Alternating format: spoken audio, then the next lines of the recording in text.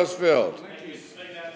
Speaker, before I ask my question, can I firstly acknowledge the amazing volunteers from the Men's Peer Health Group in my electorate who do some fantastic work with veterans in the Speaker's gallery here today. Mr. Speaker, my question is to the Minister for Police.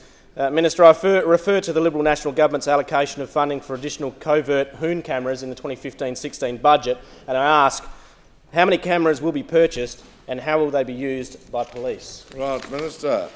Thank you, Mr. Speaker. I thank the member for Forestfield for his interest in road safety and policing matters, and particularly in combating the scourge of Hoons on our streets, member for Forestfield.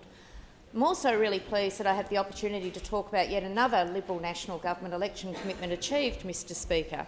We took to the electorate in the 2013 election that we would spend $170,000 over 4 years, purchasing 24 covert Hoon cameras. Phase 1 of that project we rolled out in March and April of this year, trialling a range of cameras to work out which one of these particular camera types would be suitable for the purpose, member for Forestfield. The aim of this, and indeed part of the trial process, had us put these Hoon cameras in spots that had been identified by the community as known Hoon hotspots, and also places that had been identified by local policing teams and our State Traffic Intelligence Unit as to where we could get good value for money out of the deployment of those cameras. We've already brought some charges as a result of this process against offenders, member for Forestfield, and the footage that we're getting from these Mobitex cameras is just fantastic, very, very clear. We can identify the drivers quite clearly. We can certainly identify the number plates and the makes of the vehicle, and police are very excited about this new tool to get more of these Hoon drivers off our roads. Phase 2, as I was talking about with the operational deployment, will be ending in September 2015.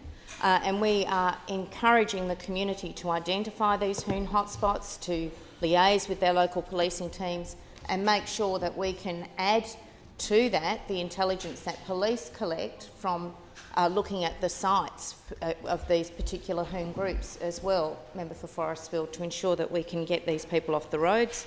Phase 3 will start in October 2015, Mr. Speaker.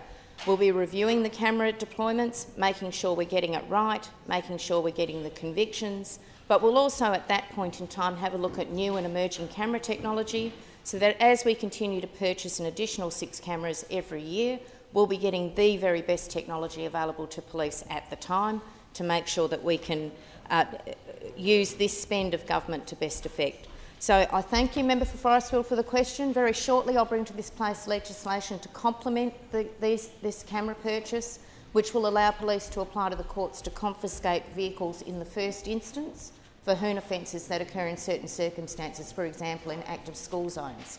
So we're really pleased about that. We think that will continue to keep us right at the very edge with respect to having the most effective legislation to combat Hoons in Australia. Thank you. Further question?